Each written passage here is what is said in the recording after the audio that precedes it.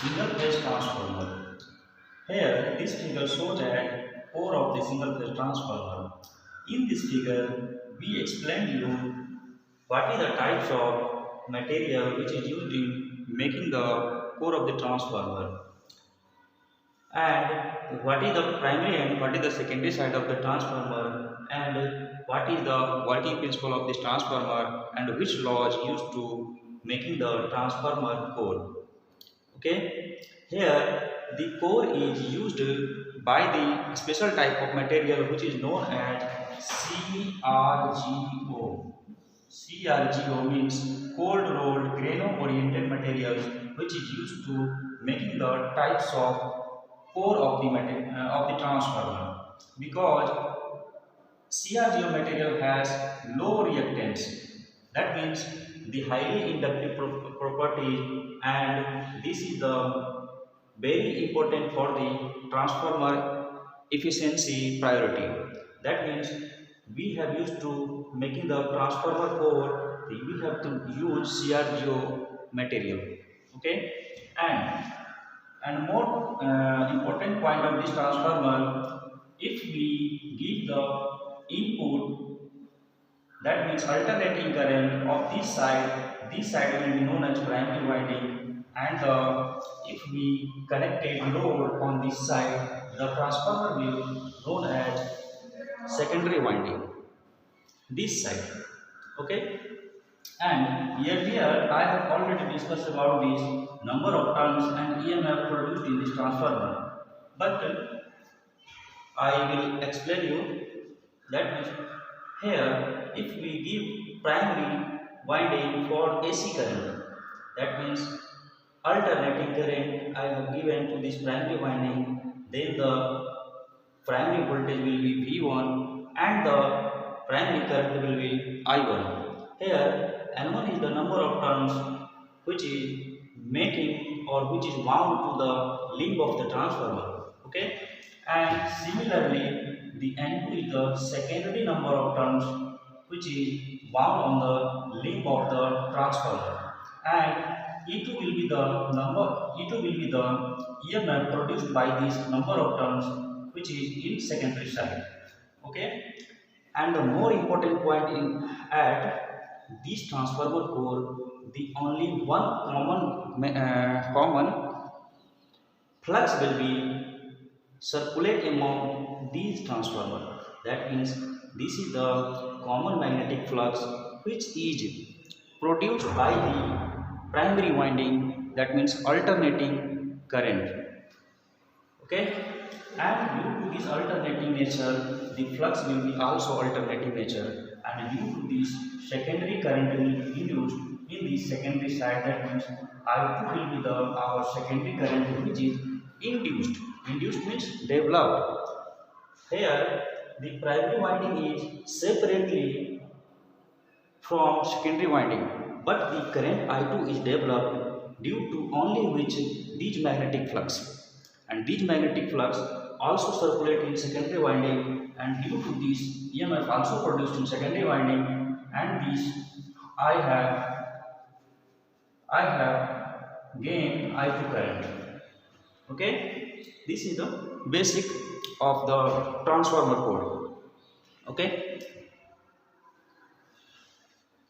here the EMF produced by the transformer coil, which is given by E is equals to M into di upon dt. That means mutual inductance multiplied with differentiation of I with respect to time. That means mutual inductance which is developed by M. M is the mutual inductance which is commonly half of parts of this transformer core. Okay. Okay. And next topic is our transformation ratio of the transformer. Okay. This is the major point of the transformer. Okay. Let us consider transformation ratio the transformer of the transformer. Here primary voltage is equals to V1 is equals to E1 because of voltage is equal in parallel consideration. Here V1 and E1 are in parallel. Due to this concept, V1 is equals to E1 is equals to minus N into d phi upon dt. E1 is equals to minus d phi upon dt. Minus is that because due to Lenz law, according to Lenz law, negative property is developed. That means it is the opposition of flux. Okay. If EMF is produced due to Lenz law, negative flux will be produced. That's why minus sign is here. Okay. Similarly, V2 is equals to E2 on secondary side is equals to minus N2 into d phi upon dt. Let us consider equation 1 and equation 2. Okay, by dividing equation 1 and 2, okay, by dividing equation 1 and 2, we get. Let us consider here. By dividing equation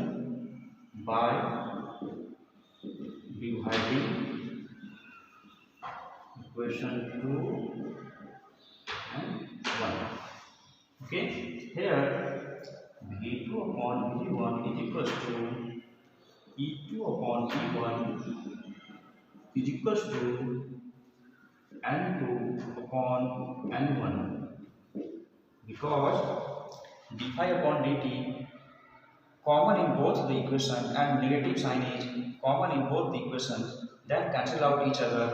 Already I have got V2 upon V1 is equals to E2 upon E1 and is equals to N2 upon N1. So, and let us, the main thing in this transformer will be the power cannot be changed. If the transformer will be a step up, then voltage will be increased, but the correspondence current will be decreased, and the transformer will be a step down, then the voltage will be down and the correspondence current will be increased. That's why power is equals to constant, where input power is equals to output power. That means input power is equals to output power.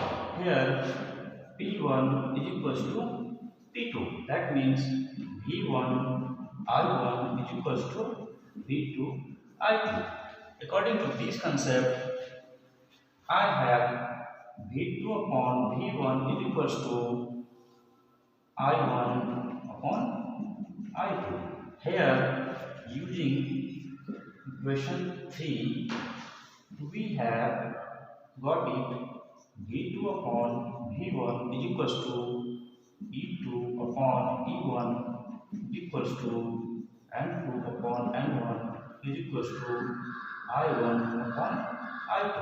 This is the very important equation for the transformation ratio. Okay, and if we consider equivalent concept, that is, let us consider K. Okay, and if the transformer is a step up, if the transformer is a step up, then the step up in case of a step up condition, this transformer is a step up where number of primary turns is less than the number of secondary turns. That means N1 less than N2. That means it is a step up transformer. The number of turns in primary side will be less than the number of turns in secondary side. Here V1 also less than V2. In case of K